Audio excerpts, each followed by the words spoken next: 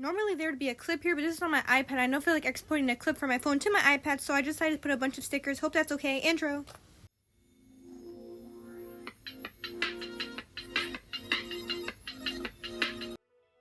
Hey guys, it's Mika from Mika Makes Art. And before I jump into the video and what we're doing and probably get off topic a bunch, I would like to say if you enjoyed, please leave a like and subscribe because it really helps out the channel, and I've been saying it for a couple of videos, but once again, we are so very close to 1K. I think we're 30 something away, and yeah. And if you do enjoy, hey, maybe you'll like one of the videos I posted previously to this video. In that case, I'll link them down below. Perhaps?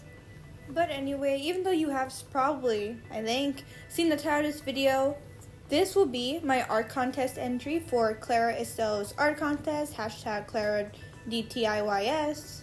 Now, if you've been watching my channel for a bit, or you've seen some of my other art contest entries, I kind of have a lot, and they're in a playlist if you want to check them out. But anyway, if you've seen them, you may have noticed that when it comes to art contest entries or draws in your styles like this, I tend to try to go for the more creative route or something. Oh, I like to think out of the box, or at least I like to think it's out of the box.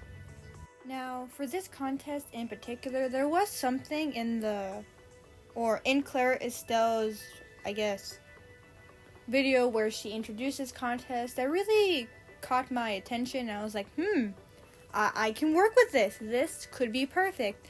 And that was a part where she basically had I believe, text on screen, and it was like, bonus points. I think it was a joke, but it was like, bonus points, and you can come up with a backstory for the character. And haha, I considered that a challenge. So I was like, hey, you know what? Why not make a little comic? It's something different, something I haven't done before, and it works. And when it comes to making a backstory for the character, I find it really interesting and fun that basically there was only two things to go off of, which allowed for so many different possibilities. Because there was the original Draw Us in Your Style picture that had to be included, and in my case, I would put that as the final frame. And then there's just a simple formation of her name, which is Cynthia. And you know what? I think now is a pretty good time to show you the original Draw Us in Your Style entry by Clara Estelle. So in 3, 2, 1, boom! And listen, I know I say this basically for every Draw Us in Your Style, but hey, I can't help it if it's the truth. I love the way this character looks, and the pink background really makes I guess you would call it teal shirt pop, and the whole idea I really fell in love with. So then it was just a matter of, where was I going to take this backstory? And whoa, okay, I'm gonna reel it back a bit because there was something I was supposed to mention at sort of the beginning of this video, but really, what do you count as the beginning of this video? Because this video is 10 minutes, so half is technically 5, so I guess it's still the beginning, but whoa, anyway, off topic again. I wanted to say sorry for not posting a video. It's been over a week, and I've said it so many times. I'm trying to get an upload schedule, and crossing my fingers, one day I will. But recently I started college, and I'm looking into getting a part-time job. But I will hopefully try to get, I want to say 2 videos a week, but I am at least gonna get 1 video out a week and 1 short out a week. That is the plan. And hey, on the bright side, with me going to college, that means me getting out of the house because we're doing face-to-face classes, maybe more vlog content, there it goes. There's always that part of the video where I can't form proper sentences, and you just heard it. But anyway, hopefully once everything gets settled with my classes and stuff, I'll do a day in the life of a college student. Maybe I'll even do it each year I go to college, so this will be the freshman year one. And listen, I hear you. Maybe right now you're whoa, what, yeah, she finished the comic, but it would kind of help if she explained the panels and here's the Draw This in Your Style, but what does it have to do with the comic? And there might be a lot of questions, but don't worry. Basically, I'm gonna go through and play the digital drawing doodads here of me making the pieces, and then once I'm done with this one, I will like try to use my keen voice acting skills that I kind of have. No, I don't. Anyway, I'll go by each panel and kind of tell you the tale of Cynthia.